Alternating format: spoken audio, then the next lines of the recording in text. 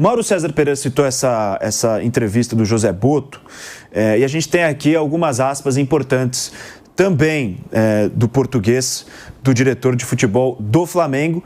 A primeira, que a gente vai repercutir por aqui, falando sobre a utilização das categorias de base pelo Flamengo. O dirigente que comparou a situação do Palmeiras e relembrou o caso do João Vitor neste ano. O zagueiro ficou no banco durante toda a temporada, mas foi pouco utilizado e, diante dos desfalques, Felipe Luiz escalou o jovem que não foi bem. Abre aspas para o José Botto.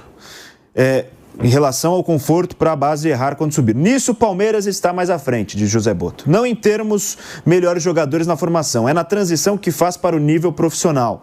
Nós vamos tentar caminhar nesse sentido. Uma das coisas que fizemos foi com o Alfredo Almeida, para ter ligação direta conosco, sabendo que são contextos completamente diferentes. O Palmeiras, apesar da grandeza que tem, não tem a grandeza do Flamengo.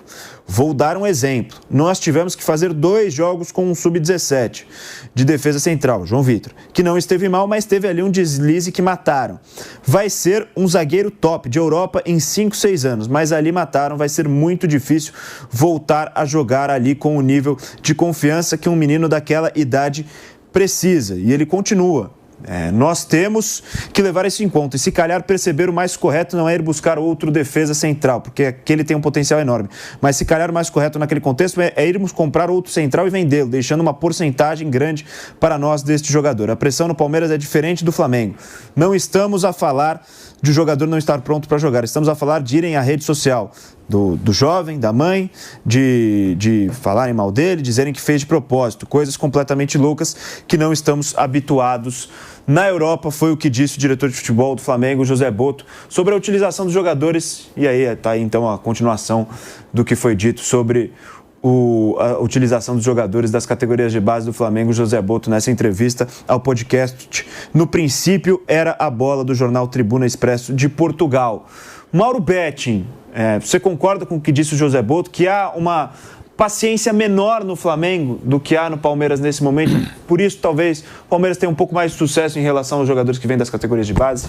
Não, ele realmente desconhece a história do futebol brasileiro e não é demérito algum, né? A única coisa que não pode ficar falando, né? O momento, sim, o Palmeiras de 2015 para cá, a partir de março de 2015, quando, sob a administração do Paulo Nobre, o Alexandre Matos e o Cícero Souza trazem o João Paulo Sampaio, o Palmeiras dá um ganho de qualidade absurda. Só financeiramente são mais de 2 bilhões, nem precisa dizer que Estevão e Hendrick e outros atletas, alguns que nem entraram em campo, e lembrando que foram 34 os caras da base usados pelo Abel nesse período, né, muda completamente a história do Palmeiras, né, que já tinha Gabriel Jesus, que era uma grande revelação, que foi ultrapassado pelo Estevão, pelo Hendrick, enfim, na minha opinião, e por outros grandes jogadores também não tão bons assim, não é toda hora que você tem, né, e jogadores captados, né, o Hendrick veio do São Paulo, o Estevão veio do Cruzeiro, trabalho fantástico do João Paulo Sampaio. O Palmeiras historicamente não fazia em casa, diferentemente do Flamengo, célebre frase do final dos anos 70, daquele time que seria campeão do mundo de 81, o maior time que eu vi jogar, craque o Flamengo faz em casa, né? E depois, quando o Flamengo perdeu aquela geração fabulosa, perdeu não, negociou barato, Djalminha, Marcelinho Carioca e tal, que era Paulo Nunes também, naquela troca pelo Aguinaldo Liz, né? E que não é mau zagueiro e tal, mas não era Paulo Nunes, mais o Magno. Aliás, o Paulo Nunes era, naquele momento, quando chega o Grêmio e o Filipão 95, o Paulo Nunes era, não vou dizer que contrapeso, mas era quase isso, né? Porque o cara, inclusive inscrito com a camisa 9 pelo Grêmio na Libertadores, é o Magno. O Jardel, que era reserva do Vasco, chega com a 16, né? E a dupla histórica, Paulo Nunes e Jardel, campeão da América em 95, com o Filipão pelo Grêmio, eram quase que, não rebotalhos, não refugos, mas quase que isso, né? Mas o Flamengo fazia o craque em casa. E tem sido mais pressionado nos últimos anos, sim, mas sempre lembrando ao Botto, né, que o termo corneta surge, já falei várias vezes aqui, no Palmeiras. Então, a exigência do palmeirense é muito grande, né? Um pouco mais ou um pouco menos. É só ver um ano que o Palmeiras não é feliz, parece que o Palmeiras voltou à fila de 16 anos sem título, né? Porque não ganha nada e perde para um colosso em tudo, como o Flamengo, né? E disputando Libertadores, disputando o pau brasileiro. E é uma crise total, no ano que tem Copa do Mundo de Clubes, o Palmeiras vai até as quartas, perde para o futuro campeão Chelsea, ok. Então não é assim, né? O Botto também isso não sabe, mas também não é demérito algum. Olha, se não sabe, eu não vou falar de física quântica, né? E o Boto vai falar coisa que não sabe. Você não sabe de física quântica? Nada. Acho que nem os físicos. Os físicos são tão brilhantes que eles criam as coisas que nem eles sabem o que estão falando. Não, mas enfim. E o Boto também, nesse caso, não soube. Mas aí faz parte também. Ele não tem condição de lugar de fala para falar o que é a pressão no Palmeiras, o que é a pressão no Fluminense, ele não tem lugar. Ele sabe, evidentemente, é um ótimo profissional, a pressão que é do Flamengo, e de fato isso tem prejudicado muitas vezes o Flamengo. Foi o caso de 2022, Dorival Júnior, campeão da Copa do Brasil, campeão da Libertadores, e demitido, mas não para trazer o Rinos Mitchell, para trazer o Vitor Pereira. Você pode até e deve discutir o trabalho, né? Mas enfim, aquelas coisas de pressão do Flamengo que exige um grau porque o Flamengo realmente, o rubro-negro dos últimos anos, porque não era assim. É a partir desse time fabuloso do craque Fito na Gávea que o Flamengo vai mudando de patamar. Até então, não, era diferente, era meio que mal comparado com o próprio Corinthians, né? Teve craques fabulosos da história do Flamengo, Domingos da Guia, Leônidas, Zizinho, Dida, tem muita gente boa, evidentemente, mas assim, esse grau de excelência a partir dos meninos criados lá no Peladão da Gávea, e o termo é o correto porque não tinha grama, né? O que é o terrão do Corinthians era o Peladão, que jogava, o terrão era a base do Corinthians, o Peladão, aquele time fabuloso do Cláudio Coutinho, do tricampeão carioca de 78, 79, e aí campeão brasileiro de 80, aí já com Capegini campeão do mundo de 81, brasileiro de 82, o time treinava no Peladão, porque era um gramado, que não era gramado, era um campo de terra na Gávea, né? Então assim, o Flamengo fazia em casa, mas hoje realmente tem uma pressão muito grande. O Wallace talvez seja um exemplo, ou não o melhor exemplo, mas assim, um cara de muito potencial, mas aí por contas dele, de formação dele, acaba se perdendo, mas há uma pressão muito grande, como historicamente do Palmeiras. O Palmeiras não revelava. Antes do Gabriel Jesus, você tinha o Wagner Love, que havia trabalhado na base do Bangu, Botafogo, do próprio São Paulo, mas o Palmeiras não revelava centroavante. Um outro jovem, o Mazola, veio do Clube Atlético Piracicabano para o Palmeiras em 56. Você pega as 6 estátuas do Palmeiras, nenhum é da base.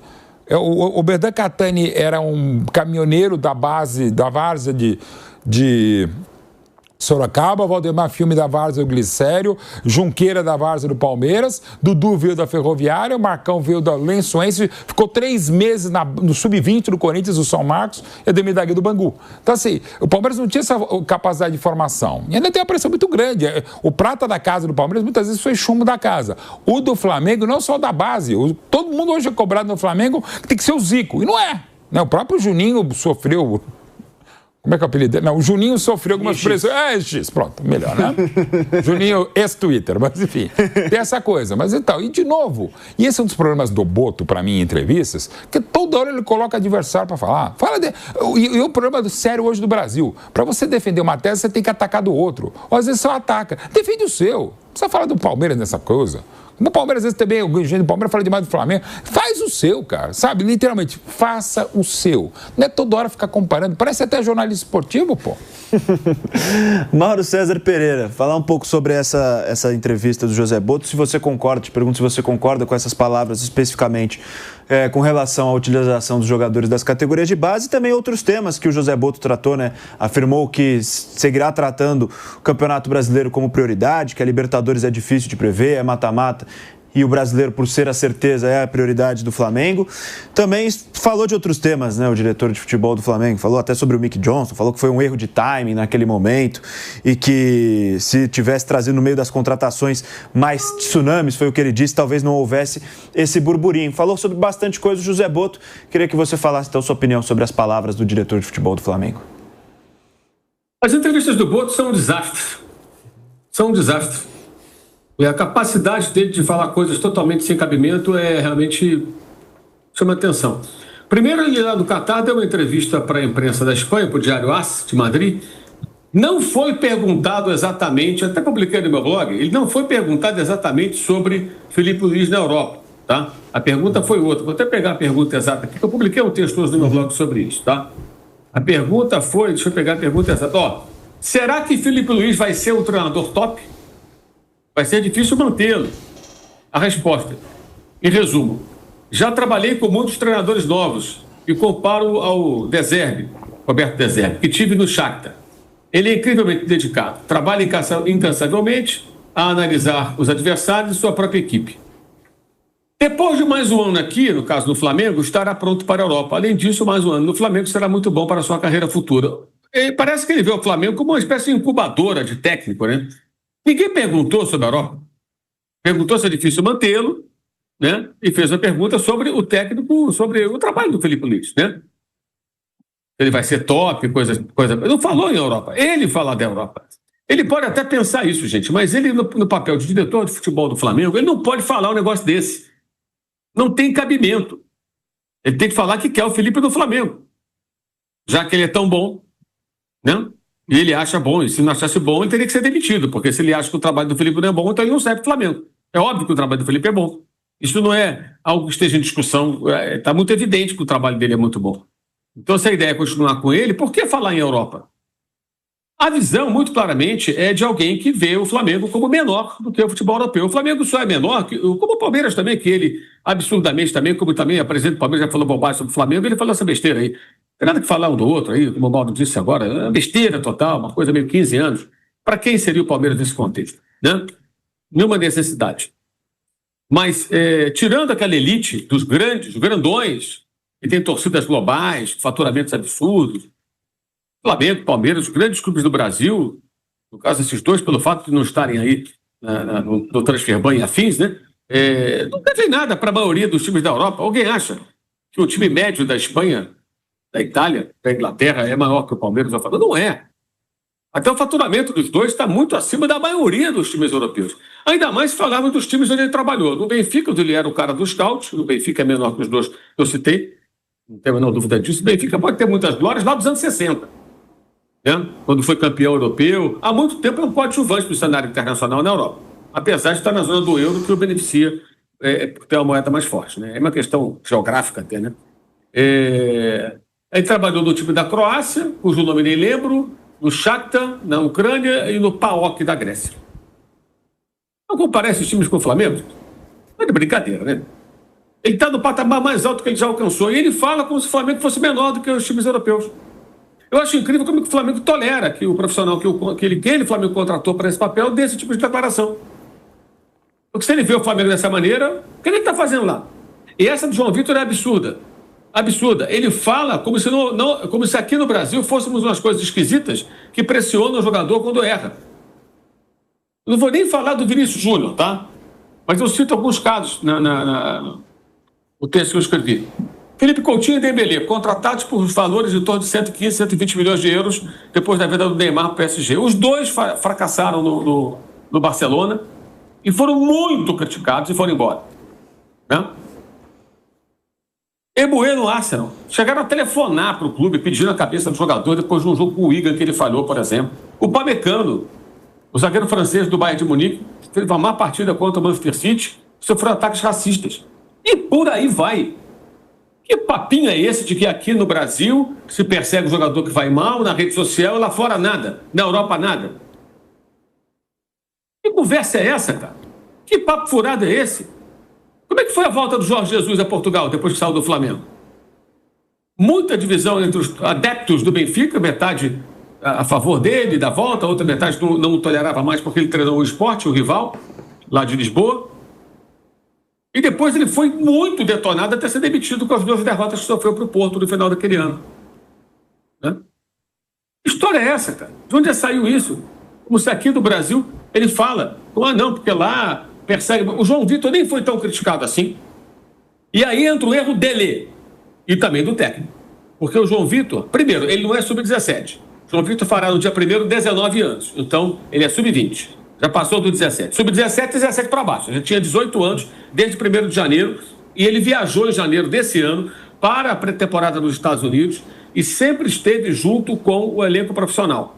Só desceu para o Sub-20 naquele Mundial que o Flamengo jogou e tal, situações muito específicas. Esse menino praticamente não jogou no Sub-20, porque o Felipe Luiz gosta dele, o treinou na base e o puxou para o profissional. O que houve foi uma má preparação, até... né, de cabeça, para o garoto estar pronto, maduro, na hora que fosse preciso entrar em campo. Ele, Boto, não contratou outro zagueiro, ficou com os 2, Léo e com o Danilo, e N vezes falamos, vários de nós da imprensa falaram, olha, uma hora vai ter que botar um garoto. O Cleiton entrou contra o que está saindo do Flamengo agora, né, contra o Bahia, e não foi bem, até o gol do Bahia, que decide aquele jogo 1-0 Bahia, ele participa, ele erra, né?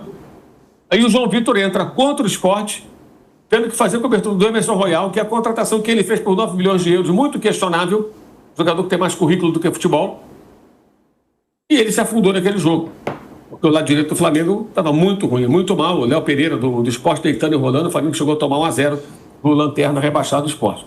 E aí vem um jogo contra o Fluminense, ele recua a bola mal, e o Rossi faz atrapalhada e surge o segundo gol do Fluminense. O gol que dá a vitória ao Fluminense, afinal, porque foi 2-1. O erro maior foi do Rossi.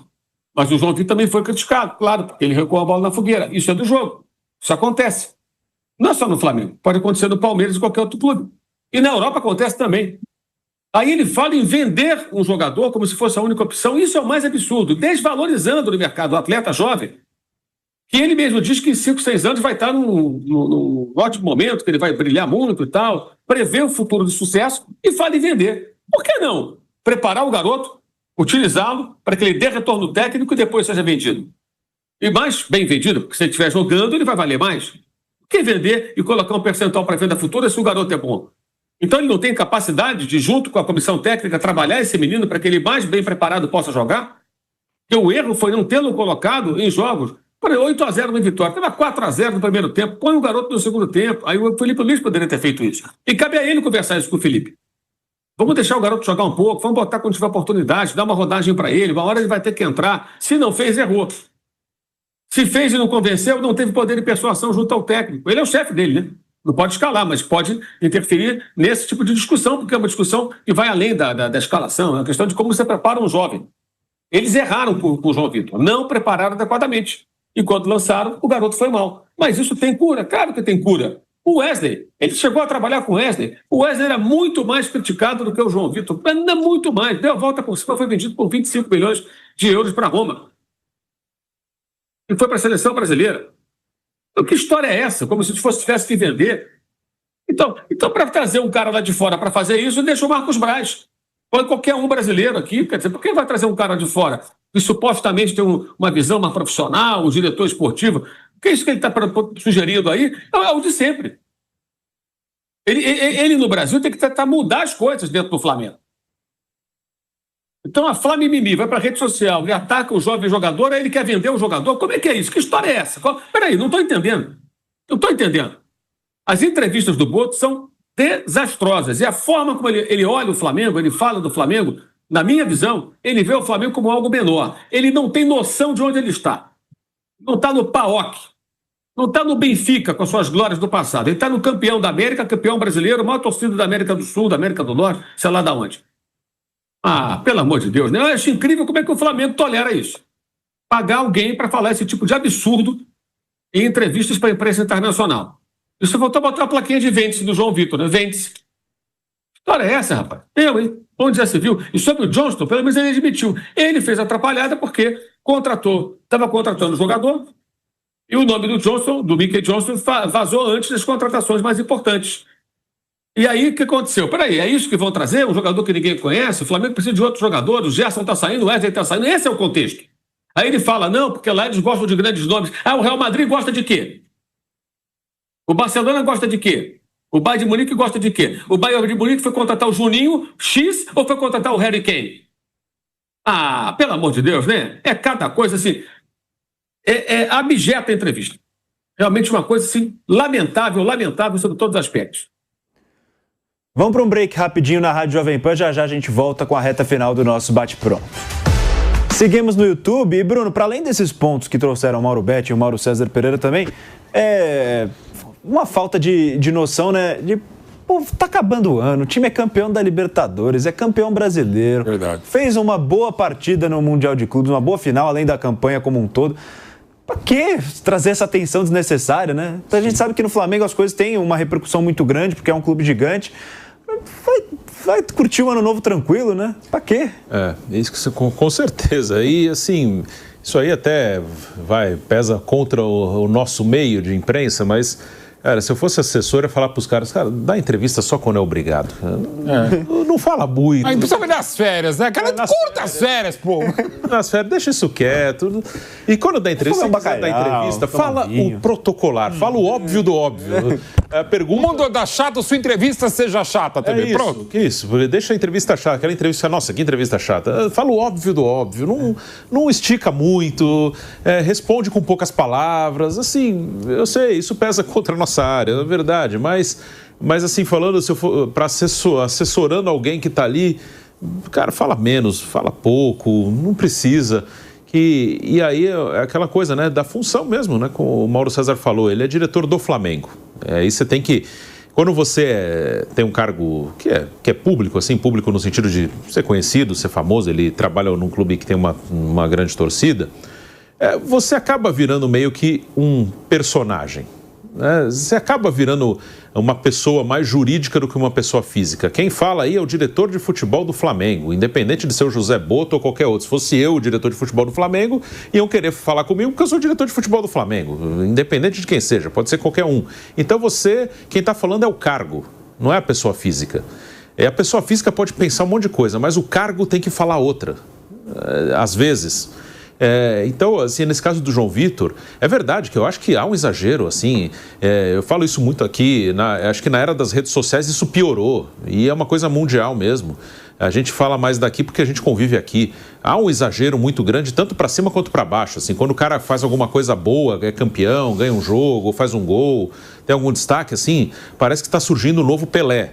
E quando o cara comete um erro, assim, parece que o cara é a maior porcaria do mundo, assim, que não serve para nada, que não tem condição de ser profissional de futebol. Há um exagero enorme em relação aos treinadores, mais ainda, né? O cara é um gênio porque ganhou um jogo, e às vezes ele ganhou um jogo porque a bola bateu na cabeça de alguém e entrou. E às vezes ele perde porque bateu na cabeça de alguém e entrou, e ele é um burro que não sabe nada. Assim, é tudo muito exagerado. Mas aí não tem muito jeito. Eu acho isso horrível também, acho isso uma grande porcaria. Mas assim, você vai ter que conviver com isso. Aí quando ele fala que tem que vender o João Vitor e fala que o garoto é bom, assim, alguém Bruno, do mercado... Vou só te interromper rapidinho, só para a gente voltar e você concluir o seu raciocínio, porque a gente já está voltando para a Rádio Jovem Pan, em todas as plataformas, no nosso Bate-Pronto. Estamos de volta, Bruno Prado, falando sobre as declarações...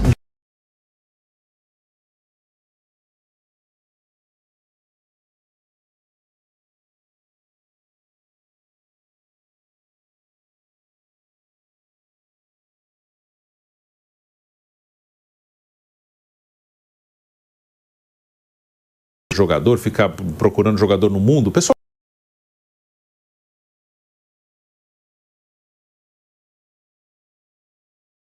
tem informações que a gente que está aqui não tem, pode ter certeza, no mundo inteiro. O pessoal que trabalha em scouting, em mercado dos clubes europeus, que são compradores, eles sabem que se o menino bom de potencial, pelo menos aqui do Brasil, da Argentina, do Equador, do Uruguai, da África, da Ásia, eles sabem jogador de potencial bom. Tem um mexicano que é muito bom também, recente, agora esqueci o nome dele, com certeza eles já sabem há muito tempo. Eles já sabiam há muito tempo quem era o Estevão, quem era o Hendrick. Antes do moleque estrear no profissional, todo mundo lá fora já sabia, tem um menino ali no Palmeiras que tem um potencial gigante, vamos ficar de olho. Então, com certeza tem gente que tá de olho no João Vitor, que é jogador de seleção de base. Aí quando o diretor do clube fala que vai ter que vender o jogador porque o jogador está sendo vaiado e não consegue jogar, se eu sou de clube europeu, eu falo, agora é a hora, eu vou lá, vou oferecer pouco, não vou oferecer grande coisa, vou oferecer menos do que o cara vale, porque o clube dele quer vender ele. E o menino é bom, tenho aqui o scout do cara, jogou na seleção sub-17, seleção sub-20, o menino tenho boas informações. Agora que eu vou lá, vou oferecer uma grana mais baixa pelo moleque, vou pegar o moleque aqui e vou tentar explorar o potencial dele aqui. Já que o clube dele quer vender, o diretor está falando que quer vender, se ele quer vender, eu não preciso oferecer tudo que o moleque vale. É aquela coisa, eu tenho um carro, eu quero vender, eu deixo claro que eu quero vender, o cara não vai me oferecer o que vale o carro. Aí não é pela necessidade financeira, normalmente a gente dá esse exemplo pela necessidade financeira.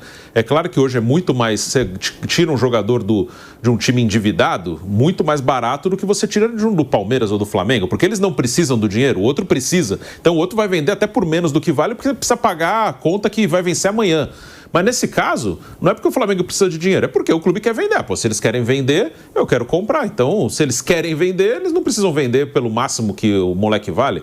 Eu posso oferecer, sei lá, metade do que eu normalmente ofereceria. Já que eles querem vender, eu vou lá e vou comprar. Eu vou tentar trabalhar o moleque aqui, ainda mais comprando por um valor mais barato. Se não der certo, eu perco pouco. Então, agora é a hora de ir lá e comprar o moleque.